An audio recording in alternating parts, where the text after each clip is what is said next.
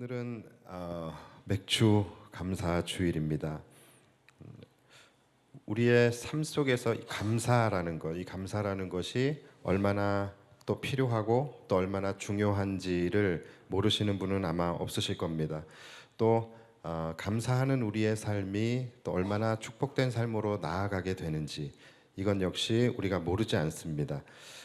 저도 삶을 살아가면서 한 가지 분명하게 깨닫고 느끼게 되는 부분이 있습니다. 그게 뭐냐면 우리의 행복이라는 것은 어떤 삶의 상황이나 환경에 의해서 결정되는 것이 아니라 바로 우리의 입술에서 고백되어지는 감사에서 결정이 된다라는 것입니다. 내가 날마다 감사를 고백하고 또 범사에 감사하며 살아갈 때는 하루하루가 에너지가 넘치고 또 기쁨이 충만하고 행복합니다.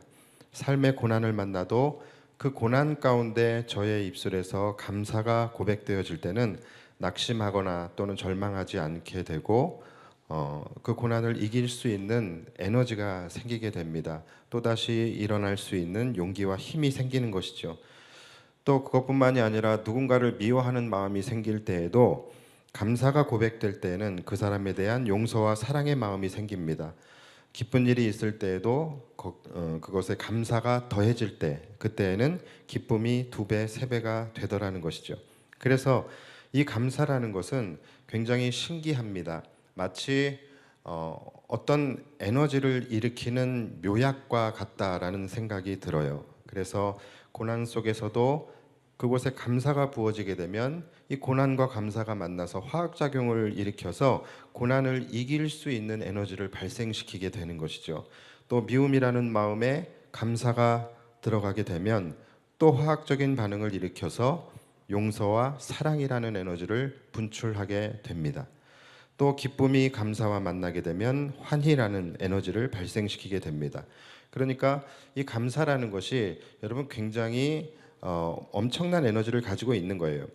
여러분 우리가 살아가면서 이 감사라는 것 이것만 잃지 않고 살아가신다면 여러분들의 삶의 상황이나 또 환경에 관계없이 우리의 삶의 질이 윤택해지고 기쁨과 또 평안함 가운데 살아갈 수 있게 되는 것입니다. 반면에 제 마음에 불평과 또 불만이 많아지게 될 때는요, 일단은 삶의 질부터 급격하게 떨어지게 됩니다. 그리고 저의 몸과 마음이 피폐해지는 것을 느끼게 됩니다. 그래서 여러분 이 감사라는 것이 우리의 삶에 있어서 이 삶의 질을 결정짓는 아주 중요한 요소라고 할 수 있는 거예요. 그런데 많은 사람들이 내가 감사하는 삶을 살아갈 때와 또 불평하는 삶을 살아갈 때에 나의 삶의 질이 어떻게 달라지는지를 충분히 사실은 경험적으로 알고 있습니다. 알고 있음에도 불구하고 실제로 우리는 실제의 삶에서 감사하는 삶을 이렇게 살아가고 있지 못합니다. 자, 그 이유가 무엇일까요? 그 이유는 내 안에, 그러니까 나의 내면 속에 감사가 생존할 수 있는 환경이 조성되어 있지 않기 때문에 그래요. 내 안에서 감사라는 것이 작동되어질 수 있는 그런 환경이 내 안에 조성되어 있지 않기 때문에 그런 것입니다. 여러분 아시다시피 감사라는 것은 하나님의 은혜에 대한 반응입니다. 그리고 하나님께서 우리에게 또 부어주시는 축복의 통로가 되기도 하고 또 하나님이 우리에게 허락하신 굉장히 강력한 긍정적 에너지 그것이 바로 감사입니다. 그렇기 때문에 이 감사라는 것은 굉장히 강력한 긍정 에너지예요. 이 긍정 에너지는 부정 에너지와는 함께 공존할 수가 없는 거예요. 우리 안에 만약에 부정적인 에너지가 존재하게 된다면 감사라는 것은 우리 안에서 생존할 수도 없고 작동되어질 수 없게 되는 것입니다. 감사와 함께 공존할 수 없는 부정 에너지 이것은 크게 3가지로 나누어 볼 수가 있는데 오늘 이 3가지를 여러분들과 함께 살펴보게 될 거예요. 솔직히 여러분들이 지금까지 교회를 다니면서 감사하라라는 말은 아마 수도 없이 들으셨을 거예요. 특히 오늘과 같은 이런 절기 때 감사절에는 여러분들이 이 감사해야 합니다. 감사해야 뭐 축복받습니다. 뭐 이런 말들을 아마 수도 없이 들어보셨을 거예요. 그런데 실제로 오늘 여기서 이렇게 말씀을 듣고 나가서 실제적인 감사하는 삶이 잘 사라지지가 않아요. 금방 잊어버리게 되고 이 감사라는 것이 내 안에서 자연스럽게 나오지가 않는다라는 것이죠. 여러분 그 이유가 무엇일까요? 그 이유는 일단은 우리가 감사를 느끼지 못하기 때문에 감사를 하지 못하는 것이거든요. 그렇다면 우리 안에 감사를 느끼지 못하고 감사를 고백하지 못한다라는 것은 내 안에 감사가 생존하고 있지 않다라는 거예요. 이 감사라는 기능이 작동되어지지 않고 있다라는 거예요.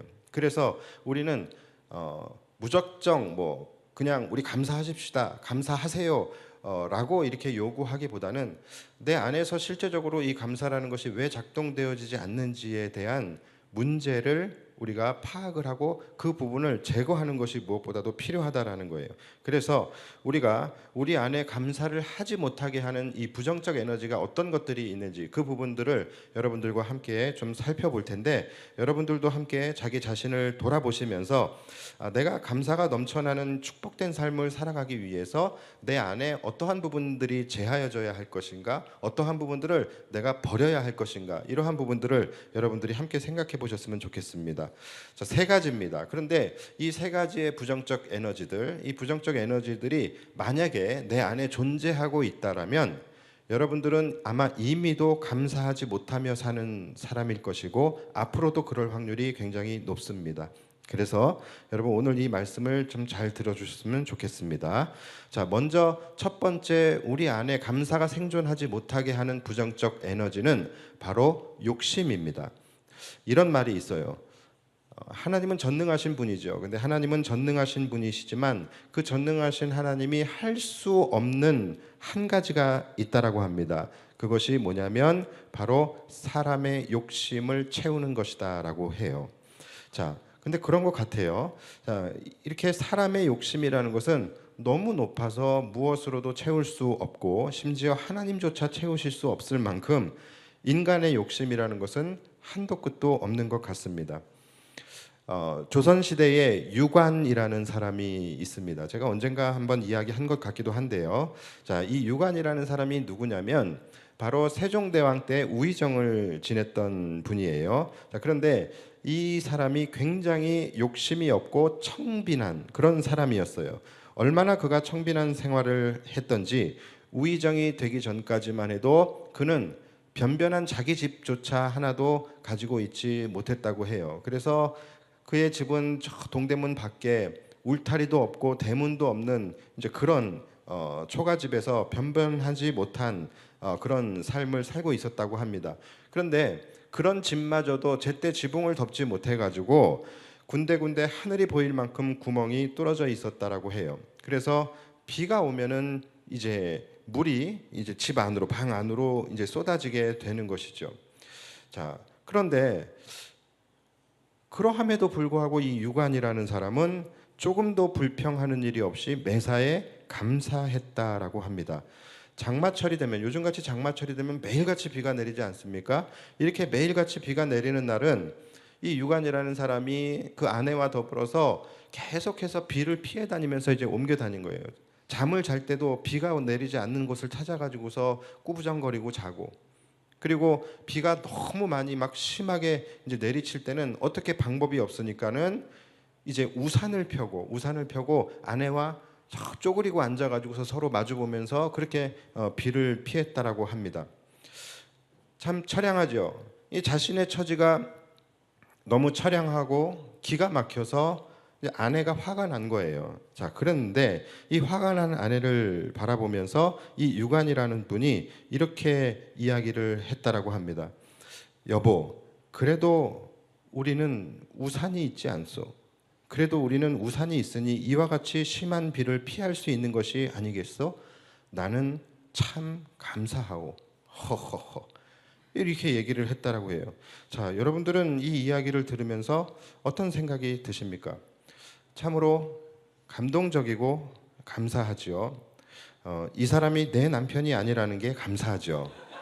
그렇죠? 근데 옛날에는 여러분 이런 이야기들이 굉장히 큰 미담이었습니다. 그렇죠? 그리고 또 이런 사람들은 굉장히 존경을 받았습니다. 그러나 지금은 어떻습니까? 지금은 전혀 아니에요. 요즘 사람들은 아마 이 이야기를 들으면서 야, 참 청승맞게 산다. 참 이 상황도 기가 막히지만 더 기가 막힌 것은 이것 때문에 힘들어하고 있는 아내를 향하여 남편이 하는 말이 더 기가 막힌 거예요. 위로를 해주고 토닥여주고 힘들지 조금만 참아. 내가 비 안 새는 집으로 좀 알아봐 줄게. 우리 좀 이사 가자. 뭐 이렇게 이야기를 해줘야 되는데 그게 아니라 허허허허 실실 웃으면서 그래도 우리에게는 비를 막을 수 있는 우산이 있지 않소. 그 우산으로 비를 막는 게 아니라 입을 막아버리고 싶은 그런 말을 하고 있는 거예요. 여러분 시대가 바뀌어서 지금은 이런 모습이 존경스러움보다는 무능함으로 비춰지게 됩니다. 그런데 여러분 한번 가만히 생각을 해보십시오. 이 육안의 모습 이것이 그 사람이 하나님을 믿는 사람은 아니었겠지만 아마 하나님께서 보시기에 굉장히 기뻐하실 만한 모습이에요. 그리고 그 사람이 모든 일에 감사하는 이 태도는 우리가 너무나도 본받아야 할 정말로 말 그대로 미담이고 좋은 이야기입니다. 그런데 지금 이 시대에는 그것이 절대로 좋아 보이지가 않아요. 존경스러워 보이지도 않고 그저 그냥 무능한 한 남자로 비춰지게 된다라는 것이죠. 왜 우리는 그만큼 자족을 할 줄 모르는 시대, 그리고 감사가 메마른 시대에 살고 있게 된 것일까요? 왜 우리는 이런 미담에 공감조차 못할 만큼 각박하고 감사가 메마른 세대가 되었을까요? 그만큼 이 욕심이라는 것이 우리의 내면을 잠식하고 있기 때문입니다. 여러분, 욕심과 감사라는 것은 절대로 함께 공존할 수가 없는 것입니다. 부정 에너지와 긍정 에너지는 함께 공존할 수 없는 거예요. 욕심이 충만하면 감사가 사라지게 됩니다. 그리고 감사가 충만하면 욕심이 사라지게 되는 거예요. 하나님이 우리에게 튼튼한 두 다리를 주셨어도 차를 갖고 싶어 하는 사람에게는요, 걷는 것이 감사가 될 수 없는 것이죠. 하나님께서 우리에게 아무리 어엿한 직장을 주셨다 할지라도 그 마음이 부장이 되고 싶은 사람은 부장이 될 때까지는 그 직장에 감사하지 못하게 되는 것이죠. 내 방의 99%를 천장이 덮고 있어도 1%의 구멍으로 비가 새 들어오게 되면 감사보다는 불평과 불만을 토로하는 것, 그것이 인간입니다. 식욕이 많아도 먹을 것이 없어서 못 먹는 사람이 있고, 먹을 것이 많아도 식욕이 없어서 못 먹는 자들이 얼마나 많은데, 우리는 식욕과 일용할 양식 둘 다 있음에도 불구하고 내 식탁에 고기 반찬이 없다고 불평하게 됩니다. 그만큼 우리 안에 이 욕심이라는 것이 자리 잡고 있는 이상은 우리는 감사를 잃어버리는 삶을 살아갈 수밖에 없다라는 것이죠. 감사를 잃어버리는 삶은요, 불행한 삶을 살아갈 수밖에 없고, 아까도 말씀드렸지만 감사가 메마르게 되면 가장 먼저 우리의 삶의 질이 떨어지게 될 수밖에 없는 것입니다. 그리고 이러한 현상은 바로 우리나라 국민들의 삶 속에서 여실하게 지금 드러나고 있어요. 아주 정확하게 나타나고 있습니다.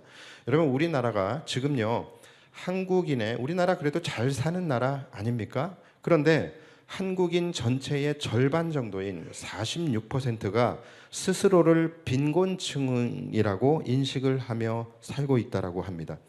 KDI에서 조사를 한 보고서를 보면은 우리나라 소득분위 상층 5분위, 그러니까 우리나라의 지금 이 상위 20% 정도를 이야기하는 거예요. 자, 그러면 이들은 우리가 이야기하는 소위 부자들입니다. 잘 사는 사람들이에요. 우리가 부러워하는 그 사람들이에요. 자, 그런데 이들 중에서 자신들이 고소득자라고 생각하는 사람이 몇 프로 정도 될 것 같습니까? 고작 2.9%밖에 되지 않는다라는 거예요. 상위 20%면 굉장히 잘 사는 사람들이에요. 그런데 자신이 고소득자라고 생각하는 사람이 2.9%밖에 안 된다라는 거예요. 그러니까 욕심이 끝이 없는 거예요.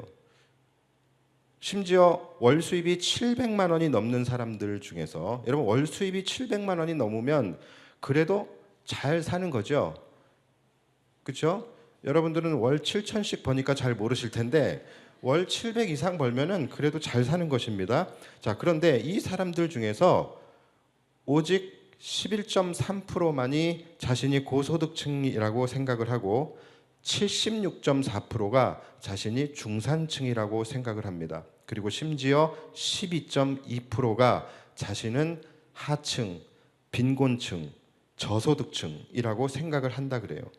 월 수입이 700이 넘는데 스스로를 가난한 인생이라고 생각하며 살아간다라는 것이죠. 그만큼 이들은 자의적으로 자신들의 삶의 가치를 떨어뜨리고 삶의 질을 떨어뜨리는 삶을 살아가고 있다는 거예요. 여러분, 이것이 바로 인간의 욕심이 낳은 결과물이라고 할 수 있는 것입니다.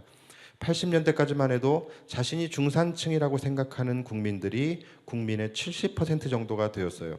그런데 지금 2024년도 훨씬 더 잘 사는 시대가 된 2024년도를 살아가고 있는 국민들 중에 자신이 중산층이라고 생각하는 사람들은 40%가 채 안 된다라고 합니다.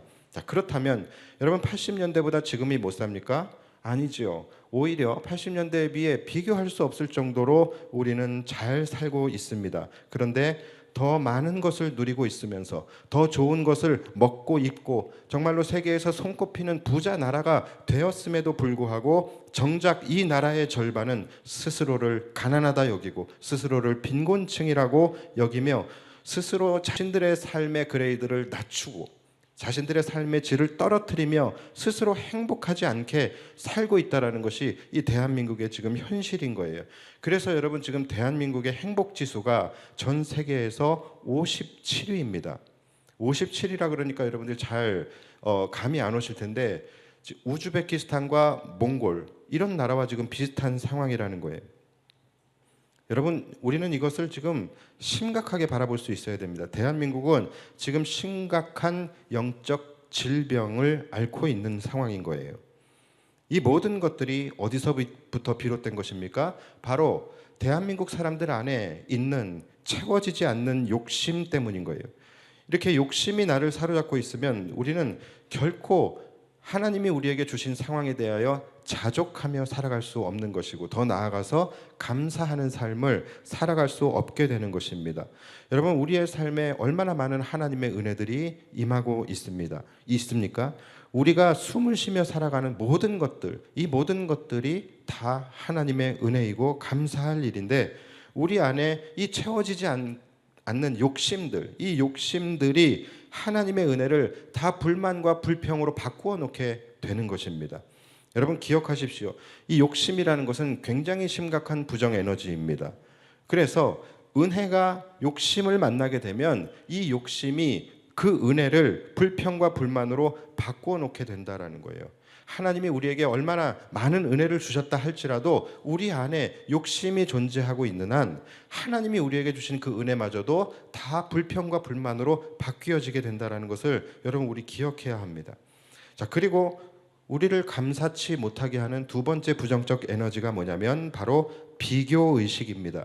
여러분, 이 비교의식은 이것은 어찌 보면 또 다른 욕심의 또 다른 얼굴이라고 볼 수가 있어요. 바로 상대적 빈곤을 느끼게 되는 것입니다.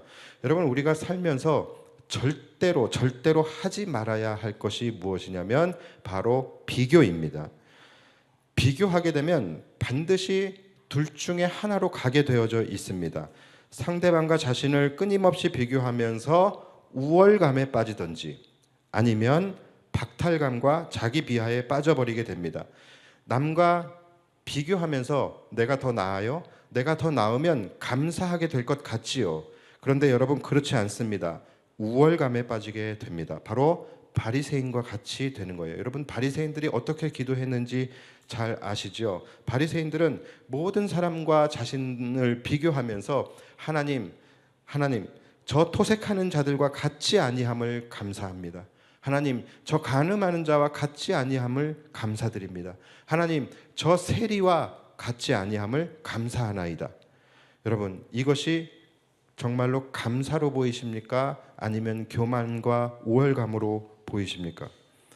비교는 우리의 감사를 잃어버리게 하는 주범입니다. 내가 남보다 못하면 못해서 감사하지 못하고 내가 남보다 나으면 나아서 교만과 우월감에 빠지게 되는 거예요. 여기에 감사라는 것 존재하지 않게 됩니다. 여러분, 비교 의식이라는 것은 내 인생을 파괴하고 나를 피폐하게 합니다. 사울을 여러분 잘 아실 거예요. 사울이 자신과 다윗을 비교했기 때문에 그의 삶이 그렇게 비참하고 피폐해지게 된 것입니다. 사울이 한 나라의 왕이었어요. 그런데 다윗과 자신을 비교하게 되면서 결국 그의 인생이 어떻게 됩니까? 한 나라의 왕임에도 불구하고 결국 자신의 일생을 그저 다윗 한 사람 죽이는데 모든 인생을 허비하게 돼요. 그러다가 하나님께도 버림받고 비참한 최후를 맞이하게 되지 않습니까? 이런 것입니다. 이 비교라는 것이 우리의 인생을 파괴하는 주범이에요. 아마데우스라는 영화를 아실 거예요. 이 영화를 보면은 살리에리라는 음악가가 있습니다. 당시 최고의 음악가였습니다. 많은 사람들에게 존경과 찬사를 받고 부러움과 박수를 받았던 사람이 바로 이 살리에리라는 음악가예요. 자, 그런데 모차르트가 등장하게 되면서 모차르트의 음악과 자신의 음악을 비교하기 시작을 합니다. 그래서 모차르트의 음악을 시기하게 되고 그의 음악과 자신의 음악을 비교하기 시작하면서 이 살리에리는 불행의 늪으로 빠져들어가게 돼요. 하나님이 자신에게 주신 재능에 감사하는 것이 아니라 모차르트를 보면서 왜 나에게는 저런 재능을 주지 않았냐고 원망하면서 결국은 비교의식과 이 열등감에 사로잡혀서 그의 인생을 스스로 파멸로 치닫게 만들어 버리게 됩니다. 모차르트는 그만의 음악이 있는 것이고 살리에리는 또 자신만의 음악이 있는 것인데 서로 비교할 수 없는 가치잖아요. 근데 이 서로 비교할 수 없는 가치를 굳이 비교하면서 자신의 가치를 떨어뜨리고 있었던 거예요. 여러분, 혹시 저와 여러분들은 이러한 삶을 살아가고 있지는 않으십니까? 하나님이 내게 주신 것이 있고 하나님이 저 사람에게 주신 것이 있어요. 하나님이 내게 주신 것이 있고 남에게 주신 것이 있는데 내게 있는 것을 가지고 감사하는 것이 아니라 내게 없는 것을 가지고 불평하고 서로 비교할 수 없는 가치임에도 불구하고 서로 비교할 수 없는 가치를 굳이 비교하면서 자신의 가치를 떨어뜨리고 자신의 삶의 질을 스스로 떨어뜨리며 살아가고 있지는 않으십니까? 여러분, 비교하는 순간 감사는 사라지게 됩니다. 감사가 사라지는 순간 나의 가치는 떨어지게 되고 나의 삶의 질도 떨어질 수밖에 없는 것입니다. 여러분, 우리 교회가 부족한 것이 많이 있습니다. 그러나 여러분, 우리 교회와 남의 교회를 비교하지 마십시오. 우리는 비교하는 순간 우리 교회의 가치 또 내 신앙의 가치 역시 떨어지게 되는 것입니다. 세상에는 참 훌륭하고 또 탁월한 목사님들이 너무나도 많이 있습니다. 그러나 여러분들의 목사님과 그분들을 비교하지 마십시오. 여러분들이 비교하는 순간 저도 다른 성도들과 여러분을 비교할 겁니다. 그러니까 우리 서로 부족한 사람들이잖아요. 우리 부족한 사람들끼리 서로 상생하는 방법을 찾았으면 좋겠습니다. 그리고 마지막 세 번째, 우리를 감사치 못하게 하는 부정적 에너지, 그것은 바로 말 그대로 부정적인 생각입니다. 우리는 이 부정적인 생각 그리고 불만과 불평 이러한 것들을 하는 순간 우리 안에 감사는 존재할 수 없게 돼요. 우리 안에 감사는 감쪽같이 사라져버리게 됩니다. 여러분, 예수님의 제자 가룟 유다를 잘 아실 거예요. 이 가룟 유다라는 사람이요, 원래부터 나쁜 사람이 전혀 아니었습니다. 원래 이 가룟 유다라는 사람은 굉장히 패기 있고 긍정적인 사람이었어요. 그 사람은 열심당원이었습니다. 그래서 그는 예수님께서 하시는 일을 얼마나 열심히 잘 도왔던지 그는 일찍부터 예수님께 인정과 신뢰를 받았어요. 그래서 이 재정을 담당하는 재정부장까지 될 정도였습니다. 그런데 어느 날 사단이 가룟 유다에게 부정적인 마음을 이제 집어넣게 돼요. 그때부터 그는 모든 일에 부정적인 사람이 되어버리게 됩니다. 예수님을 향하여 그 뜨거운 마음으로 옥합을 깨트리며 눈물로 예수님을 섬기는 그 여인의 모습을 보면서 얼마나 그것이 귀합니까? 얼마나 감동적입니까? 그런데 그것을 보면서 부정적인 생각을 하게 되는 거예요. 그래서 그가 뭐라고 이야기합니까? 이것을 팔아서 가난한 자들에게 줄 것이지 이게 도대체 뭐 하는 짓이냐라고 그 여인을 혼을 내게 됩니다. 여러분, 이렇게 부정적인 마음은요, 항상 이 정의라는 이름으로 포장을 하고 위장을 해서 나타나게 됩니다. 마치 효율적인 것처럼, 마치 더 좋은 방법, 마치 더 정의로운 것을 이야기하는 것처럼 그렇게 이야기를 하게 되는 거예요. 그러나 여러분, 그 속에는 뭐가 있습니까? 공동체를 분열시키고 파괴시키는 그러한 속성이 있게 되는 거예요. 그래서 감사할 것이 너무나도 많이 있는 상황에도 불구하고 감사 대신 불평과 불만을 하게 하는 것입니다. 이렇게 이 가룟 유다의 마음과 생각은 부정적인 생각으로 처참하게 병들기 시작을 했고, 마침내 그가 한 짓이 뭡니까? 은 30냥에 예수님을 팔아서 예수님을 십자가에 못 박히게 한 장본인이 되게 된 것입니다. 그리고 온갖 그 부정적인 생각에 사로잡혀서 괴로워하던 그 자신은 결국 목을 메어 자살을 하게 되는 것이죠. 여러분, 그의 인생, 이 가룟 유다의 인생을 우리가 전과 후를 좀 다시 한번 조명해 보십시오. 가룟 유다가 긍정적이었을 때도 분명히 있었잖아요.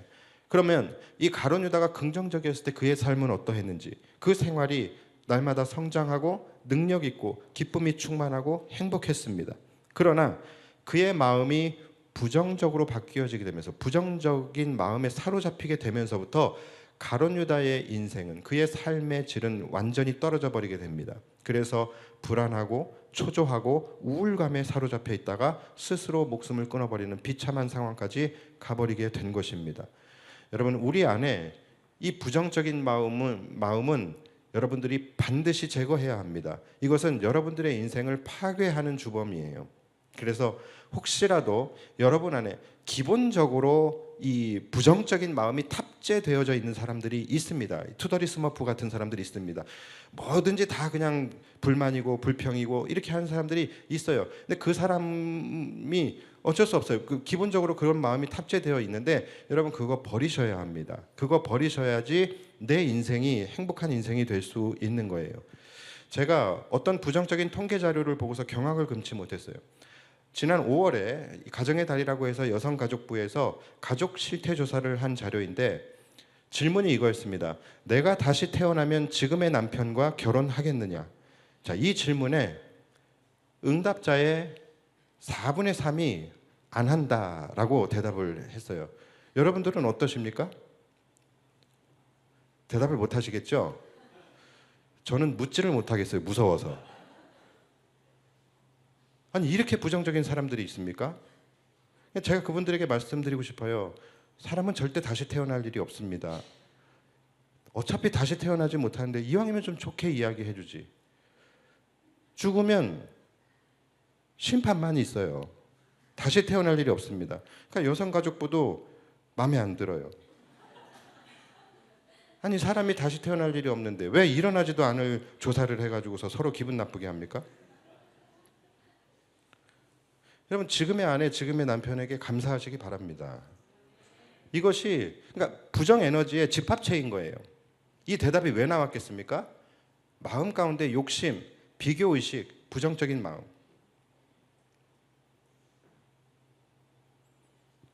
이러면 감사가 존재할 수가 없는 것입니다. 여러분, 부정적인 생각과 감사는 절대로 공존할 수가 없습니다. 저는 부정적인 사람들을 참 많이 봐요. 교회 안에도 존재합니다. 그런데 부정적인 사람들의 입에서 감사가 나오는 것을 본 적이 없습니다. 한 우물에서 단물과 쓴물이 함께 나올 수는 없는 것입니다. 말씀을 정리합니다. 여러분, 하나님은 감사를 가장 기뻐하세요. 그리고 우리에게 주신 가장 큰 축복의 통로가 바로 감사입니다. 그래서 하나님은 감사하는 자에게 가장 큰 은혜를 주십니다. 여러분, 천국에 가보면 이 세상에 있는 모든 것들은 다 사라지고 남는 것이 딱 두 가지가 있습니다. 그게 뭐냐면 바로 감사와 찬양이에요. 천국에는 감사와 찬양 딱 두 가지만 있습니다. 자, 그렇다면 여러분, 우리가 속해 있는 가정, 우리가 속해 있는 공동체, 우리가 속해 있는 교회, 우리가 속해 있는 이 곳들이 천국이 되기 위해서는 우리도 무엇만 남겨놓으면 되겠습니까? 바로 이 두 가지예요. 감사와 찬양. 이 두 가지만 남겨놓으면 우리 교회가 천국이 되는 것이고 여러분들의 가정이 천국이 되는 것입니다. 찬양은 예배이고 감사는 말 그대로 감사입니다. 우리 교회 안에 예배와 감사만 남게 된다면 우리 교회는 이 땅에 임한 천국이 될 수 있는 것입니다. 그래서 제가 여러분들에게 부탁을 드립니다. 교회 안에 예배와 감사 외에는 모든 것을 다 버려주시기를 부탁드리겠습니다. 이렇게 예배할 때는 전심을 다해서 예배하시고, 예배가 마치면 성도님들과 함께 부정적인 이야기 하지 마시고 하나님의 은혜만을 감사함으로 나누시기 바랍니다. 그러면 우리 교회는 천국의 모습이 나타나게 될 거예요. 우리 안에 순수하지 않는 욕심들이 있고 비교 의식이 있고 부정적인 마음들이 있어요. 이 모든 것들, 불평과 불만, 이거 다 교회 밖으로 버리시고 교회 안에서는 오직 감사와 찬양과 예배만 있게 해주시기를 부탁을 드립니다. 그럴 때 우리 교회는 물론 여러분들의 삶에도 더 큰 은혜와 천국의 삶이 펼쳐지게 될 줄 믿습니다. 오늘도 감사절을 맞이하여서 나를 구원해 주신 그 하나님의 은혜에 감사하며 복된 안식일, 복된 감사절을 보내시길 바라고, 오직 하나님께만 감사와 찬양과 영광을 올려드릴 수 있는 저와 여러분들이 되실 수 있게 되기를 주님의 이름으로 축복합니다. 기도하겠습니다.